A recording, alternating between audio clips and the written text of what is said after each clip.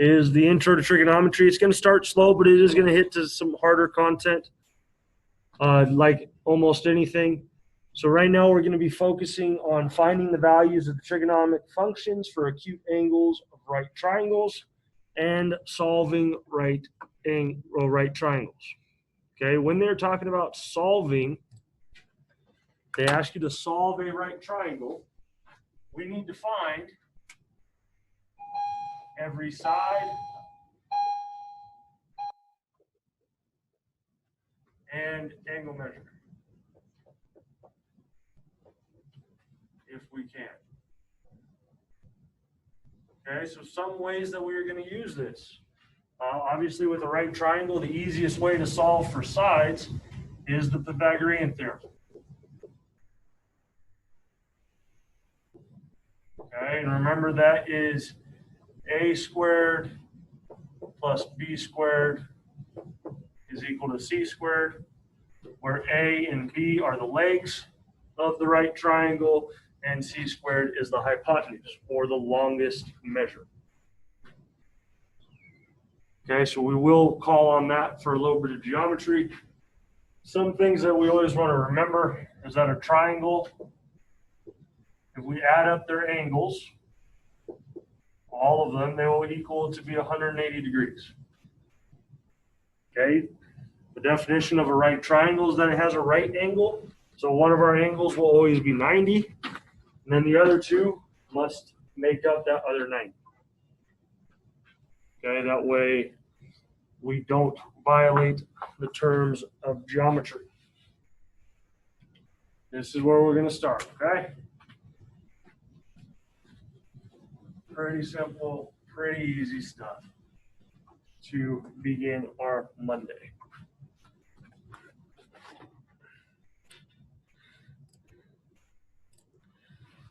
Okay, click there.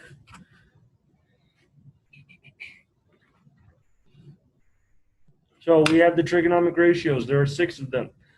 If we break those ratios down and we were to plot those, they would turn into functions. They'll be periodic, okay? They're circular, meaning that they repeat itself over a given amount of time. The first one is sine. Sine is opposite over the hypotenuse.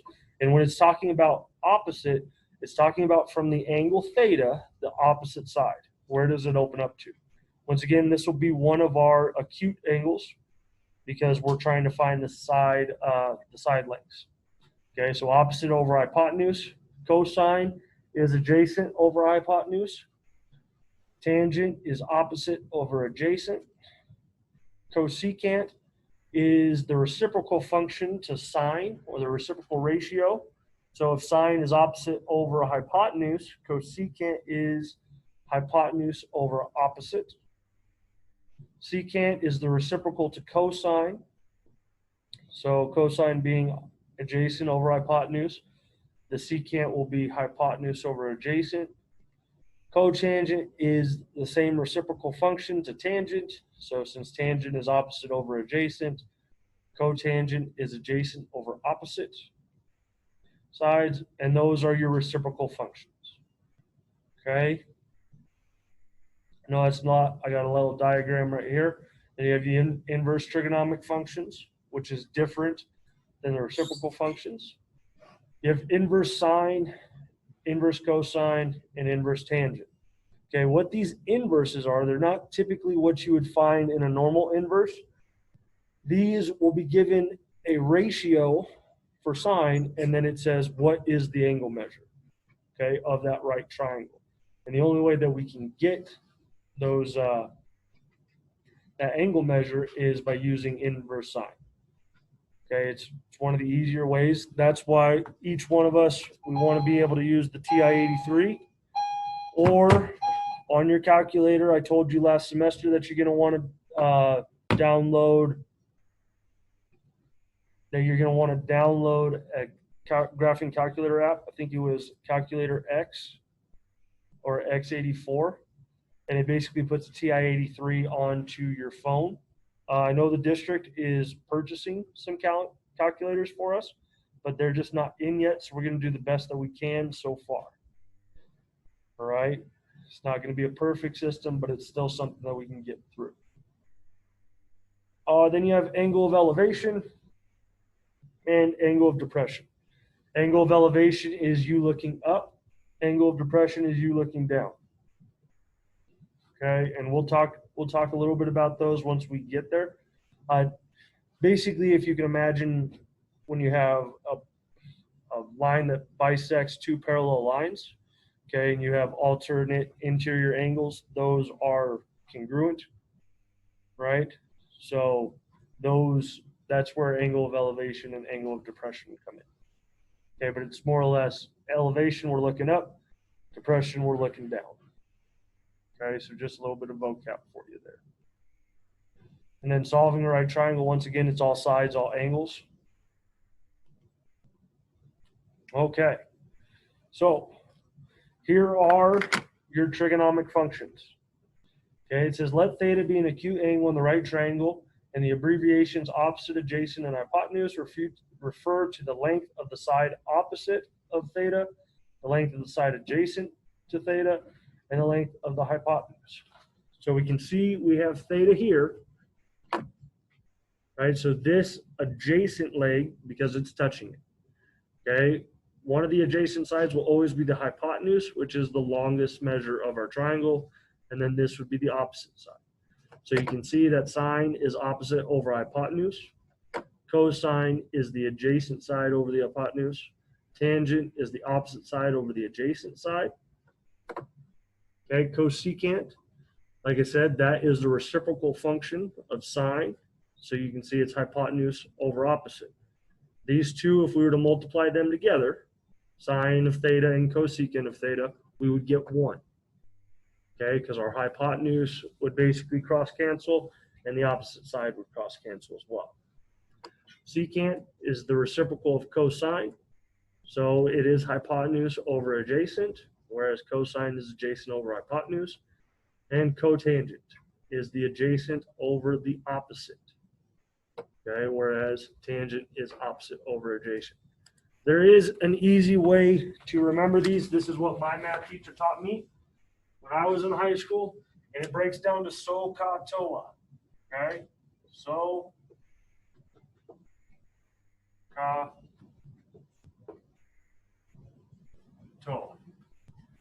Okay, and what it is just a simple way to remember, hey, sine is opposite over hypotenuse.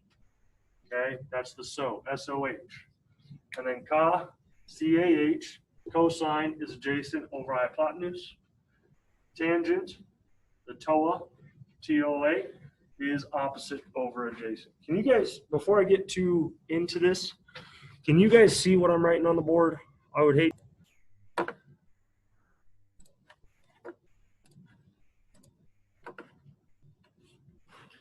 Okay.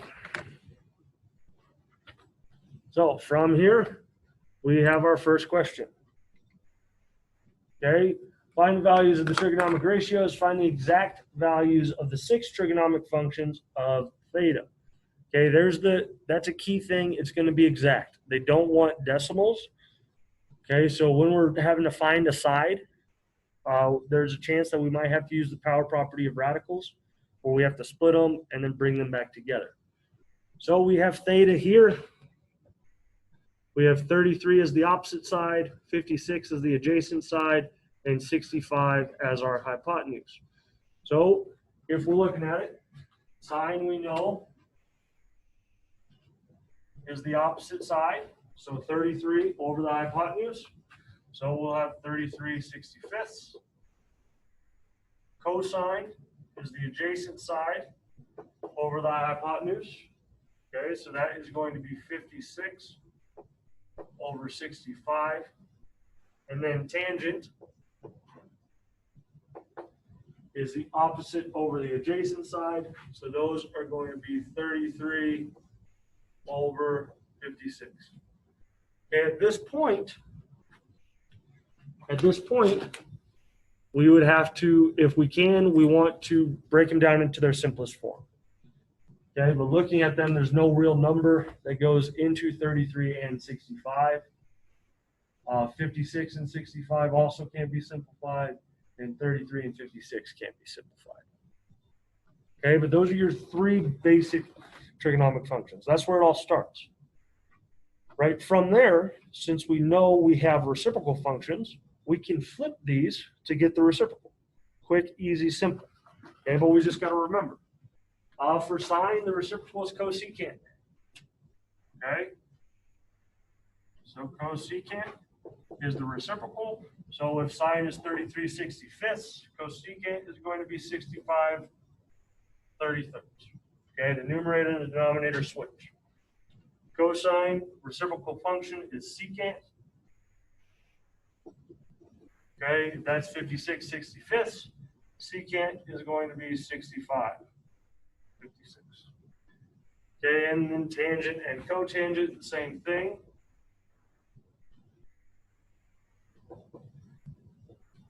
We flip it, we get 56/33.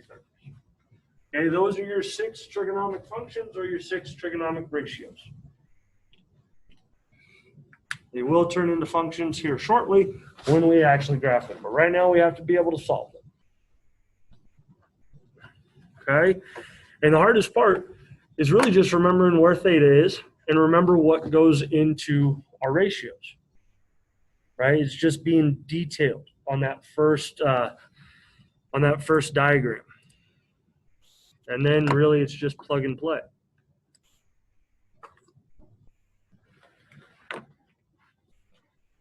So the opposite side is 33, the adjacent side is 56, and the hypotenuse is 65.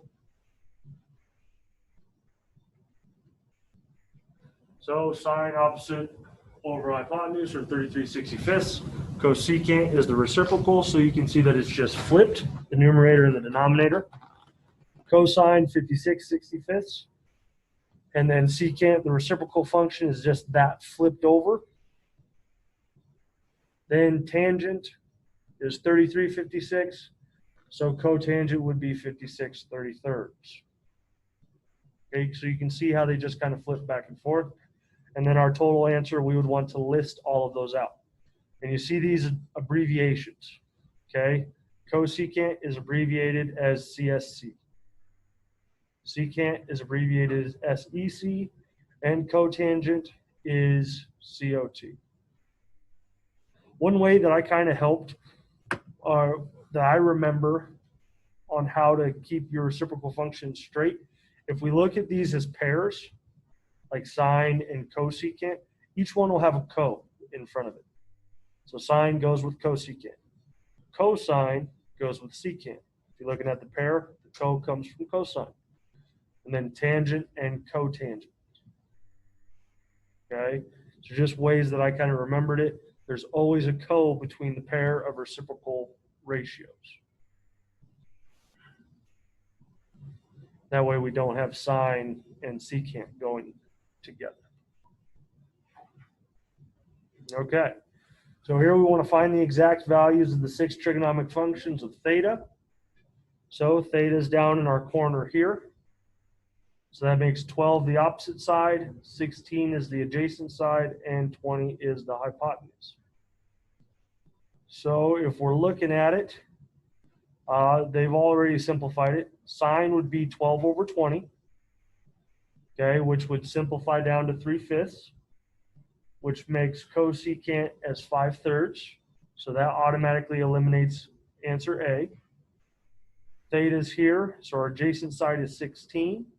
So cosine is 16 over 20, which would drop down to 4/5 once it's simplified, because 4 goes into both 16 and 20. So since cosine is 4/5, secant is 5/4.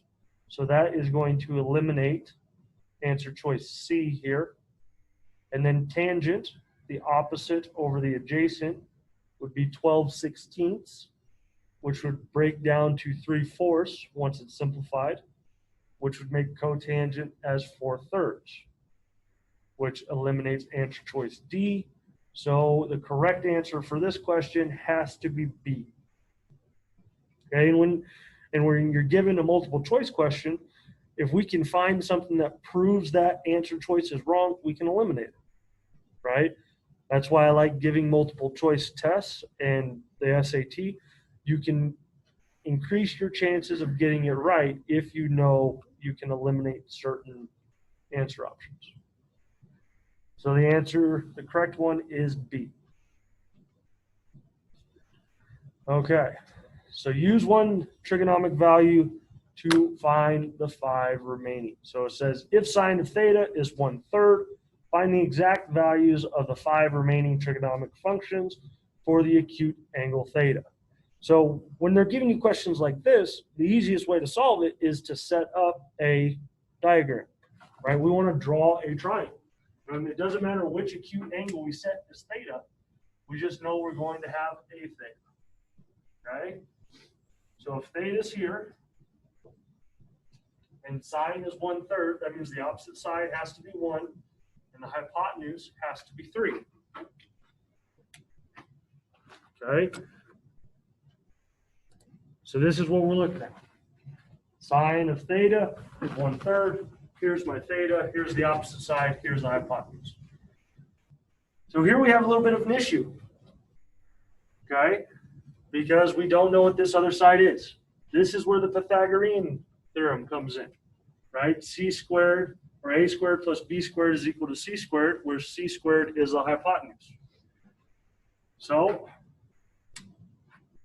if we set that up, A squared plus B squared is equal to C squared, and then we just plug in for C in either one of these, either one of our sides, doesn't matter. So C is 3 squared. I'll just use 1. A squared there. Now we can carry out and use our exponents on the variables that we plugged in. So A squared plus 1 is equal to 9. Then we want to solve for A squared. So minus 1 from both sides. We get that A squared is equal to 8. And then we have to take the square root. So A is equal to the square root of 8. Okay, because once we take the square root of both sides, we get rid of A squared. It's just A now. Okay, but here we have a problem.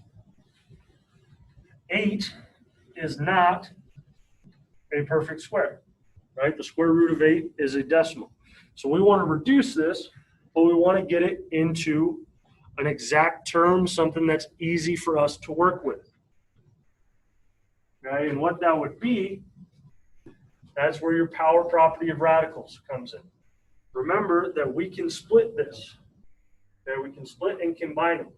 But I want to find a perfect square that would go into that. So 8, you can get 8 by multiplying 2 times 4. So this is the square root of 2 times the square root of 4, right? And like I said, I want to find a perfect square that goes into it because the square root of 4 can be broken down as 2. Okay, so the exact length of this side is going to be 2 square root of 2. Okay, and that's just finding the other side. Right, I found the other side. Now I have all the information that I need to answer the question and find the rest of my trigonomic functions. Sine was the easy one because it was given to you. So sine of theta is equal to 1/3. That means that cosecant of theta is equal to 3 over 1. You can just abbreviate it as 3 because it's the reciprocal. Okay, let's look at cosine. Cosine of theta is the adjacent side over the hypotenuse. So that is 2 times the square root of 2 over 3. That means that secant of theta is 3 over 2 times the square root of 2. Okay, but at this point, we're improper because we have a radical in the denominator. So we have to rationalize the denominator, and that requires us to multiply both the numerator and the denominator by the square root of 2, so that when we finish, we'll have 3 square root of 2 over 4. Okay, tangent theta is the opposite side over the adjacent side, so that's 1 over 2 and the square root of 2. Got to rationalize it again. So that's going to be the square root of 2 over 4 after we multiply. Then you have cotangent of theta, which is the reciprocal of that. So that should just be 2 square root of 2. Okay, remember that we cannot leave radicals in the denominator. So what we must do is multiply it by 1. Okay, what I mean by 1 is if you have the square root of 2 divided by the square root of 2, when it's all said and done, that's going to simplify down to 1. We didn't materially change the ratio. We just manipulated it to get the radical out of the denominator. Okay, because that's improper.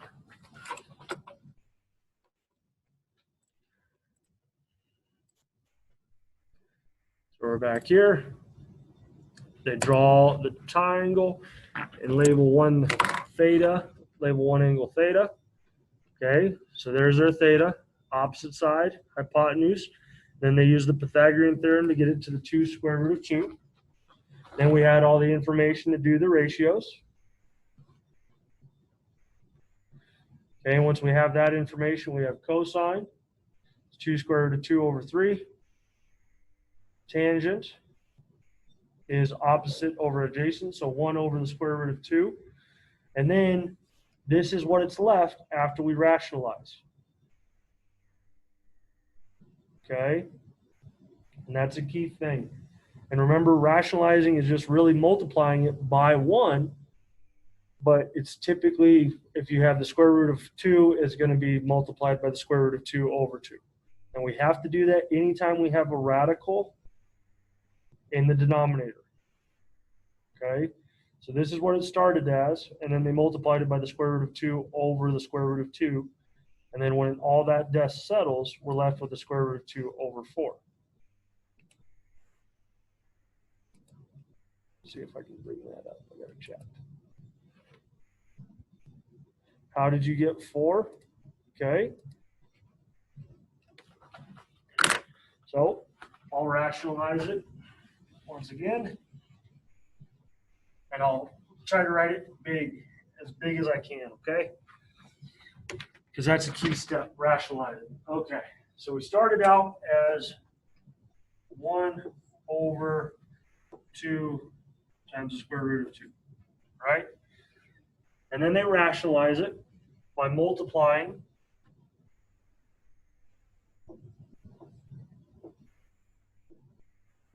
like this, right? So once we carry out this multiplication, okay, 1 times the square root of 2 going to be the square root of 2. Okay, on the bottom, what we have is we have 2 times the square root of 2 times the square root of 2, right? And when you're multiplying radicals that have the same number underneath, okay, square roots, and you're multiplying it twice, the square root of 2 times the square root of 2 is going to give you 2. Okay, so these remove the radical, and then you're really left with 2 times 2, which is how they got 4. So our final answer is the square root of 2 over 4. Because these cancel out. They'll cancel out the radicals, and we're just left with what's underneath. Right? That's why we multiply by the same number or by the same radical that we're trying to get rid of.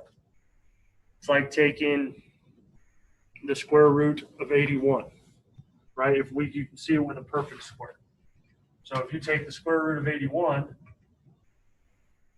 everybody knows that that's 9.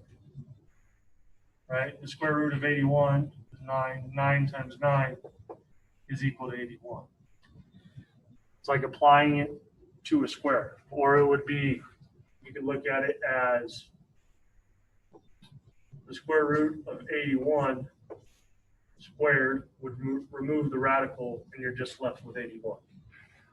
Right? Does that kind of make sense? Because since it's a square root, it's like, hey, if we multiply this against itself, we end up with the number that's underneath the radical, and that removes the radical.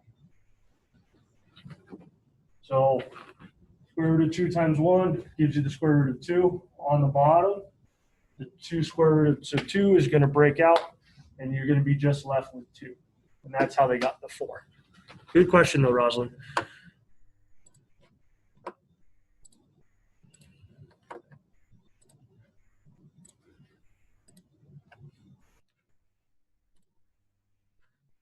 Okay. Secant is the reciprocal of cosine. So you can see cosine was 2 square root of 2 over 3. So secant is the reciprocal, so that's 3 over the square root of 3 over 2 times the square root of 2. Once they rationalize it, they're left with 3 square root of 2 times over 4. Because they're all circled about removing that radical. Cotangent, adjacent over hypotenuse, or the reciprocal of tangents. So it started out as 2 square root of 2. Since it's over 1, it's just left with 2 square root of 2. Cosecant is a reciprocal of sine. Sine was the given function to us. So sine was 1/3. The reciprocal of 1/3 is going to be 3. Or we can remember that cosecant is the hypotenuse over the opposite side. Okay, for me, it was always kind of easier to find sine, cosine, and tangent, and then flip those to get to my other 3 ratios. Okay, I didn't really spend a whole lot of time trying to memorize what was in cosecant. I just remembered, hey, it's the reciprocal of sine.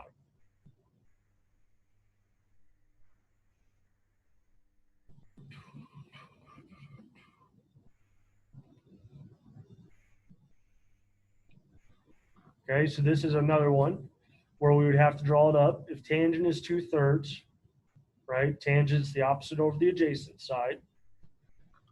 So that would mean that our cotangent has to be 3/2. Okay, so right there we can eliminate 2 answer choices because B and C have cotangent as 2/3. We would use these to find so tangent involves the 2 legs. The hypotenuse is going to be the square root of 13, which we can't break anything out of. So square root of 13 is the hypotenuse. So, and the opposite side of 2 is 2 because of the definition of tangent. So opposite over hypotenuse. So for sine, it should be 2 over the square root of 13, which once we rationalize it, has to break down into 2 square root of 13 over 13. Okay, so the correct answer here would be D. I just didn't want to spend a whole lot of time trying to draw that up. But you can see I found 2 ratios, and I'm able to eliminate answer options.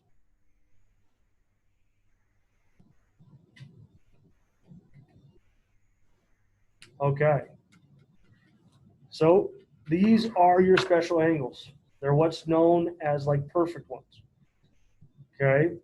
And you want to pay real close attention. They break down into 30, 60, 90, and 45, 45, 90s triangles.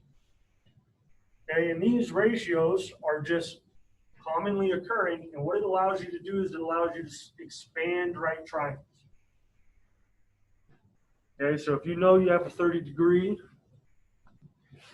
if you have a 30-degree angle, say you're building, okay, the ratio of that opposite side versus that hypotenuse will always be 1/2. Okay, so 30's here. You have the opposite side, the hypotenuse. Those will always be 1/2. The sine of 45 will always be the square root of 2 over 2. Okay, and the sine of 60 will always be the square root of 3 over 2. Okay. Like I said, those allow you to expand it. Expand. So I'm going to give you a couple minutes to write these down. Okay, or take a picture on your phone, however you wish to do it. But these are common, reoccurring, and you want to almost have these memorized. That the sine of 30 is 1/2, cosine of 60 is 1/2.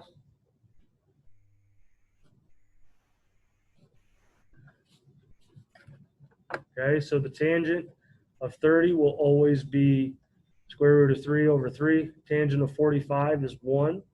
Tangent of 60 degrees is just the square root of 3. Then you have your reciprocal functions. Cosecant, which is the reciprocal of sine.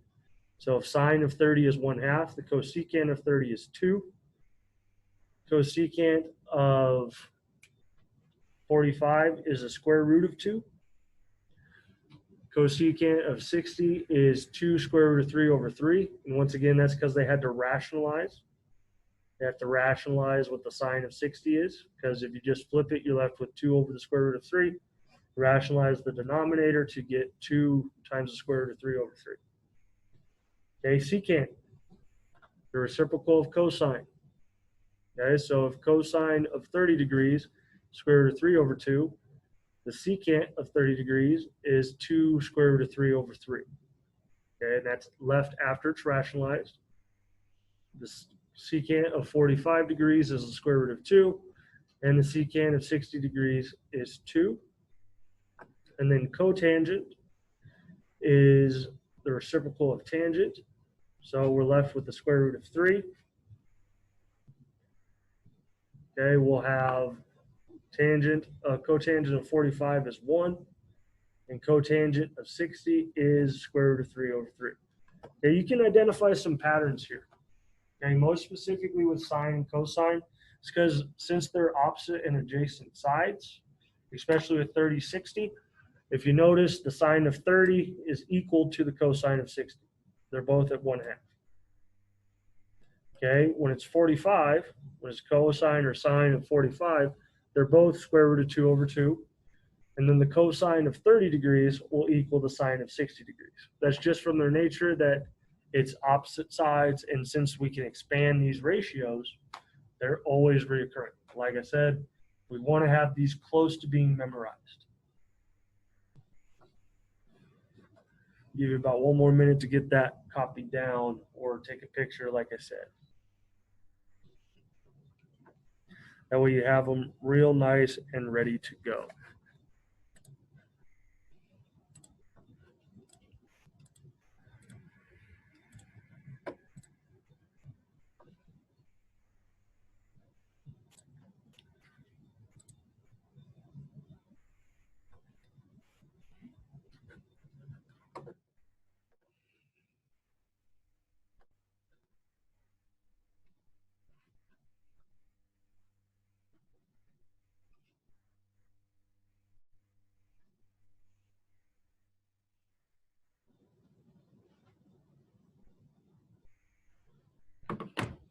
All right, on to the next one. Okay, so finding a missing side length. So here, it says find the value of x, round to the nearest tenth if it's necessary. So this 35 degrees corresponds to this angle, right? And we want to use the given information that we have. Okay, we have the hypotenuse side and we have the adjacent side. So we think to ourselves, okay, which trigonomic function would represent the adjacent side and the hypotenuse side? So that's going to be cosine. So the cosine of 35 degrees has to be equal to x over 7, right? Because that's our adjacent side, and that's the information that we're given. So this is where we'll use our calculators. We found this from our information. Now we just got to solve for x. So we want to isolate and reverse whatever operation is happening here so that we can isolate the x variable. So x is divided by 7. So if we multiply by 7 on both sides, those are going to cancel out. So the cosine of 35 degrees times 7 is equal to x. Okay. Cosine of 35 times 7. Make sure that I'm in degree mode.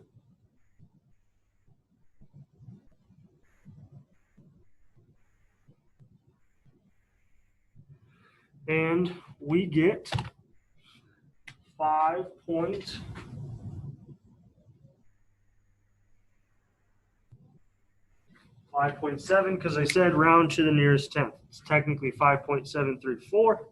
Well, when it's rounded, it is 5.7. Okay, on your calculators, it doesn't matter if you're using the phone version or the actual calculator version. You can see your 3 trig functions are right there above the parentheses and the comma. You have sine, cosine, and tangent. Okay, but we're working in degree mode.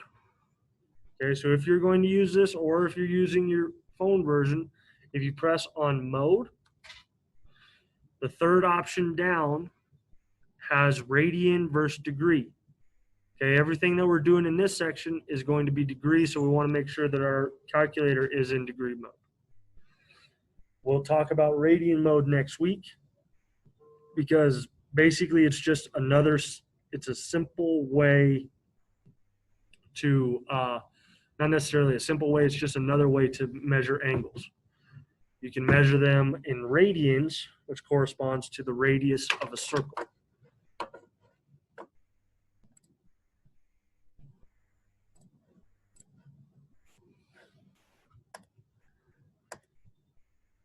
Okay, because we're given an acute angle measure and the length of the hypotenuse of the triangle, we're going to use the cosine function to find the length of the adjacent, right? And that's simply from the information that we were given. Okay, they gave us the adjacent side, they gave us the hypotenuse, so we want to use the trig function or the trig ratio that contains both the adjacent side and the hypotenuse. If they would have given us the opposite and the adjacent side, we would use tangent.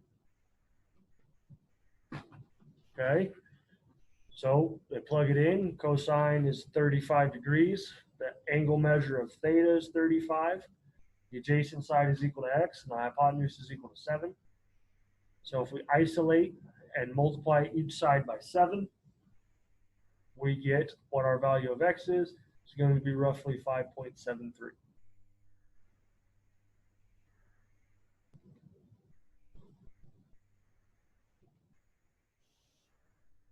Okay, and that's after it's been rounded.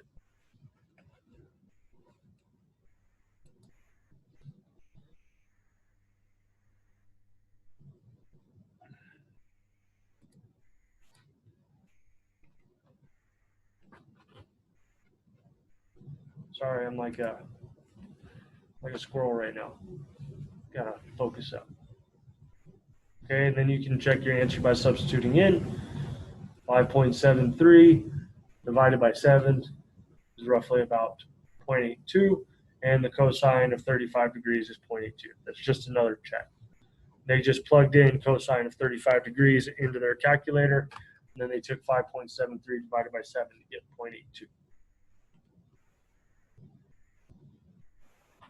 Okay, so find the value of x. We're going to want to round to the nearest tenth if necessary. So here we have 41 degrees is our angle theta. Down here, we have the opposite side is 7, and x is the hypotenuse. Okay, so here we would use sine, and we would set it up like this. We would take sine of 41 degrees is equal to 7 over x.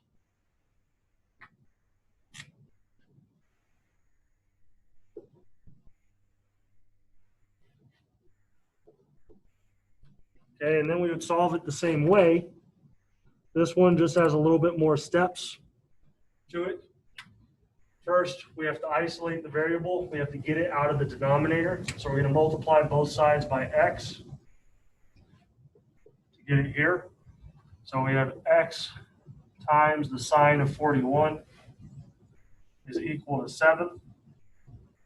And then to isolate the variable totally, we'll divide by the sine of 41 degrees on both sides. So x is equal to 7 divided by the sine of 41. The exact answer, we need our calculators for that. So 7 divided by the sine of 41 degrees.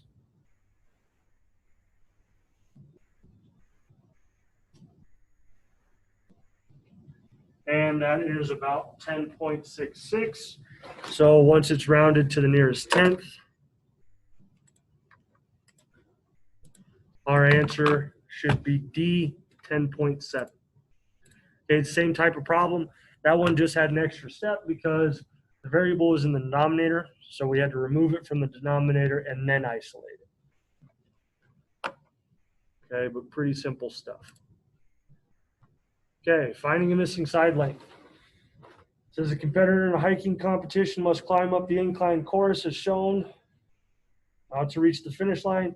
Determine the distance in feet that the competitor must hike to reach the finish. Okay, it's kind of tough on the diagram because the variable's here. It's that opposite side, okay, in 48 degrees. So we want to kind of think to ourselves, what trig function incorporates both the opposite and the adjacent side? Because those are the lengths that we know, right? We have opposite and adjacent. That's going to be tangent. So the tangent of 48 degrees should be x over 1 mile, or 5280. 5,280, we can put it into feet right now. Okay?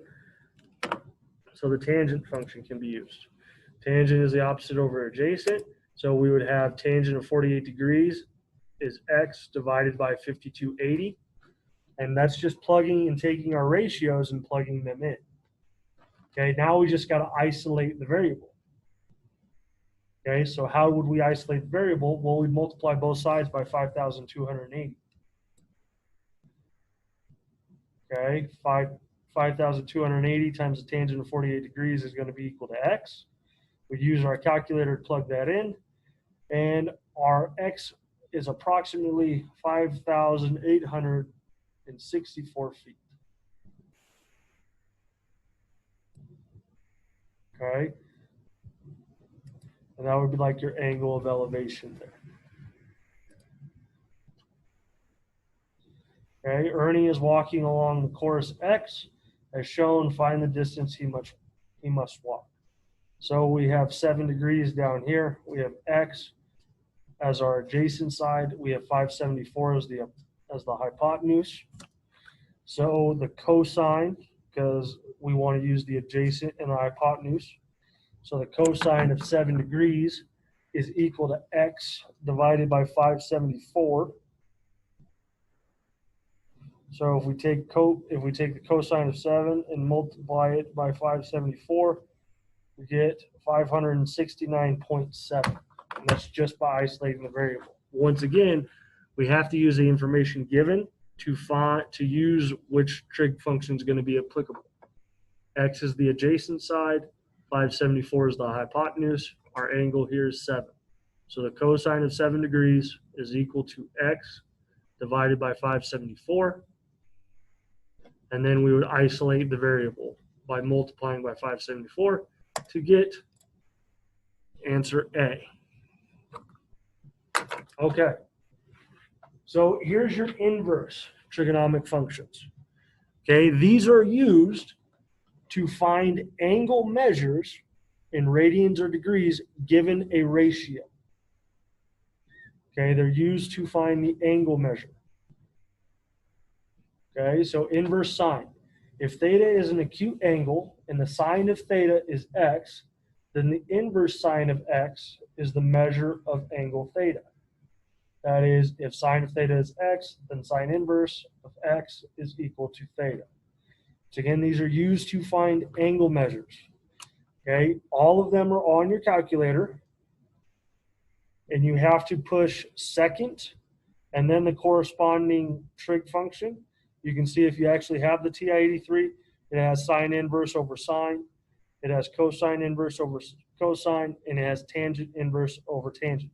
But to use those, we have to push second first. Okay, and we would plug those in. So like sine inverse of 0.5 Well, what's the sine of, so what angle would give us the ratio of 0.5? It's one of those common ones. If we hit equal, we're going to give 30. And that goes back to your common, or your perfect right triangles. The cosine of 30 is 0.5, so the ratio, the inverse sine of 0.5 is 30. Okay, once again, it's because you're given the ratio and we're trying to find the angle measure. Okay, so we have inverse sine, inverse cosine, and inverse tangent. So again, they're all on your calculator. You just have to hit second first to access it. Okay, because they are a secondary option of sine, cosine, and tangent.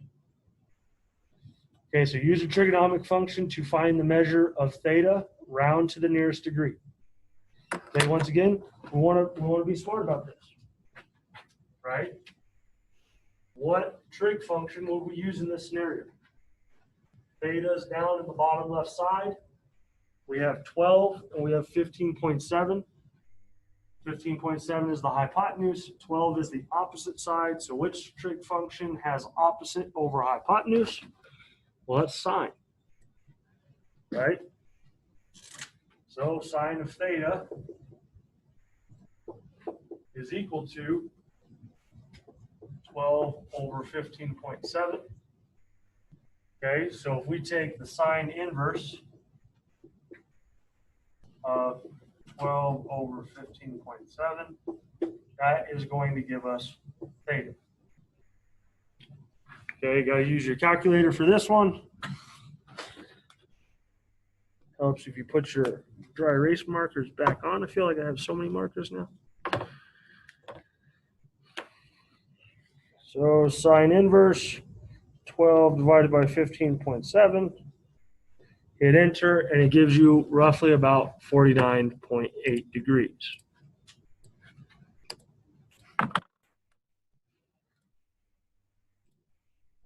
So 12 over 15.7. So when we take the sine inverse, 12 over 15.7 is about 50 degrees. They rounded it up to the whole degree. I don't think they asked us that on the question though. I'll round to the nearest degree if necessary. So yes, I would have to round my answer up to 50. Just using your typical rounding rules.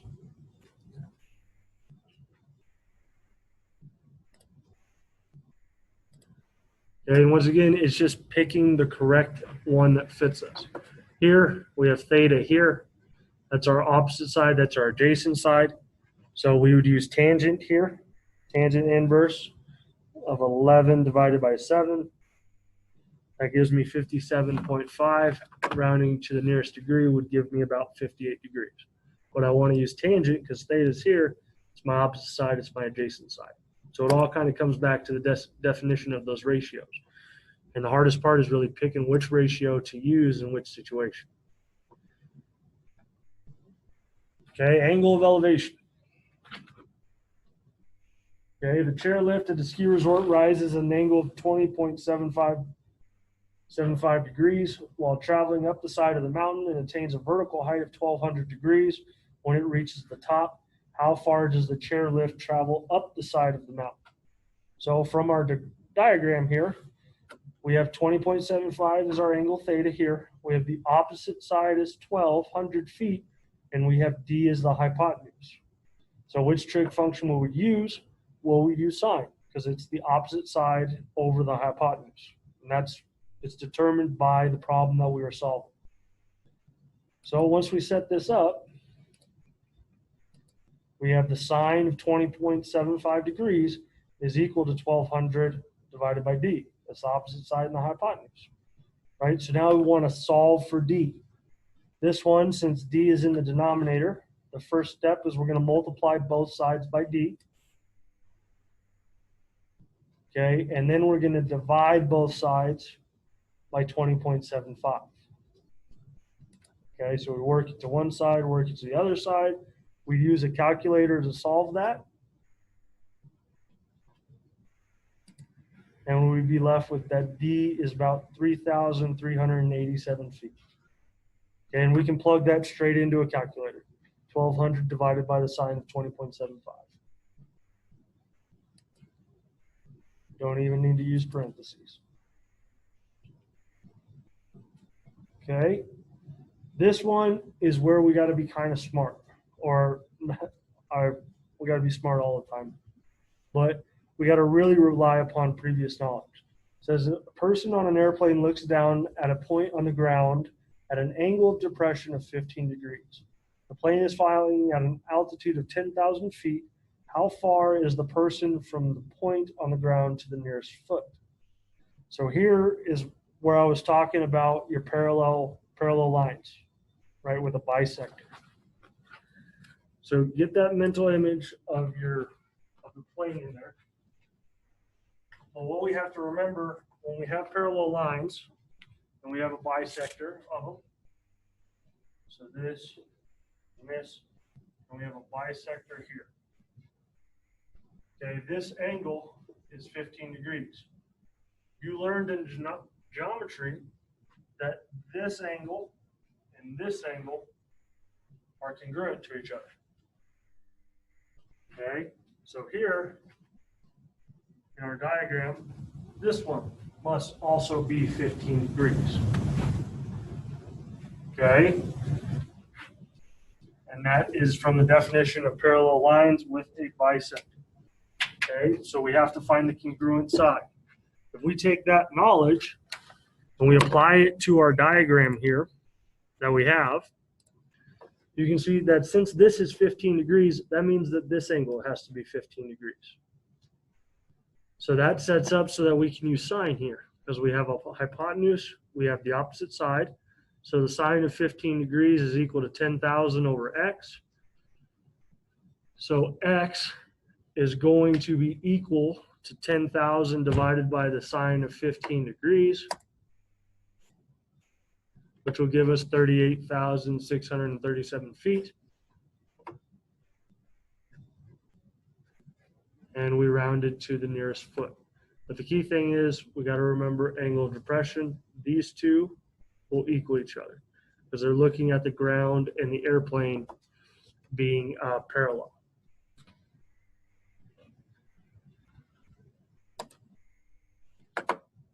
Okay, so a sightseer on vacation looks down, so using two angles of elevation or depression. So a sightseer on vacation looks down into a deep canyon using binoculars. The angles of depression to the far bank and the near bank of the river below are 61 degrees and 63 degrees respectively. If the canyon is 12,000, if it's 1250 deep, how wide is the river? So the first step to solve this is we need to draw a diagram, right, to make it simple. Okay, we're trying to figure out how wide is this river? How wide is y? Okay, so once again, we have two parallel lines. So that means this outside encompassing the river is 61 degrees here. This inside here is 63 degrees. Okay, so we're trying to find what our values of x and y are. So from this diagram,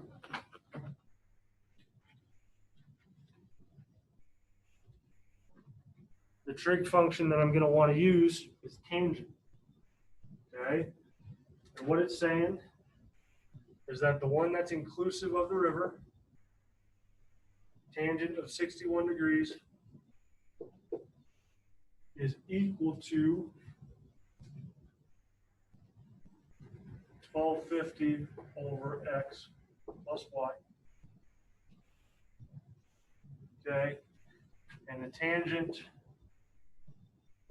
to 63 degrees, which is our diagram that doesn't encompass the river, is equal to 1250 over x. Okay, and once again, we're trying to find, we got to go back to the essence of the question, how wide is the river? Okay, and from that, I set it up like this. So x is the side of like the valley floor. y is the river. So in order to find out what x is, or to be able to find y, I got to be able to find x first. So I'm going to work these around. I'm working on this first one, this tangent of 63, so I'm going to multiply both sides by x. I get x times the tangent of 63 degrees is equal to 1250. If I divide both sides by the tangent of 63 degrees,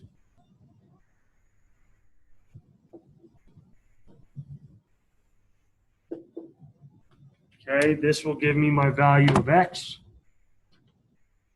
So 1250 divided by the tangent of 63. So that's roughly about 636 or 637 feet. Can't remember if it told me to round or not. Got to double check my question once again. Excuse me. How wide is the river? Okay, so they want exact answers. That's fine. So it's 636.9.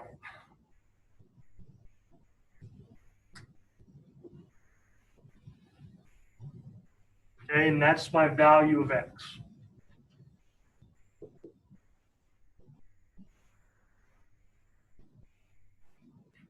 Okay, so I can use this information to plug back in to be able to isolate y. And what that'll look like is that tangent of 61 degrees is equal to 1250 divided by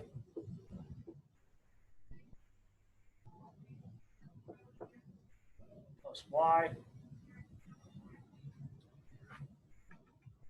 I'll multiply both sides by y and get y is equal to 1250. At this point, I can solve those, and then I will multiply it.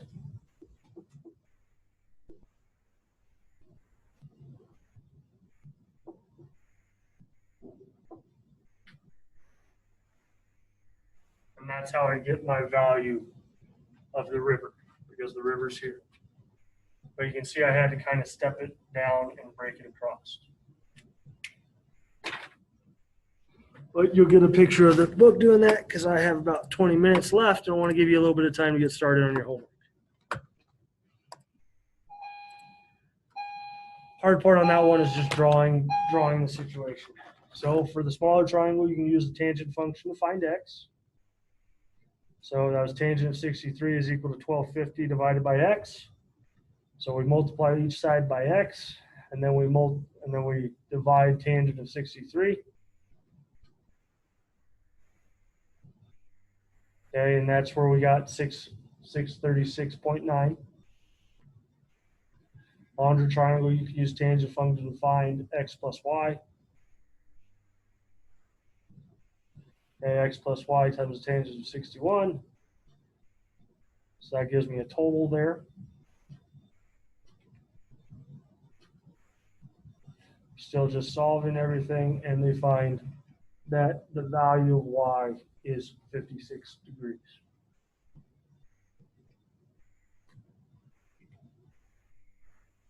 Or 56 feet. My apologies.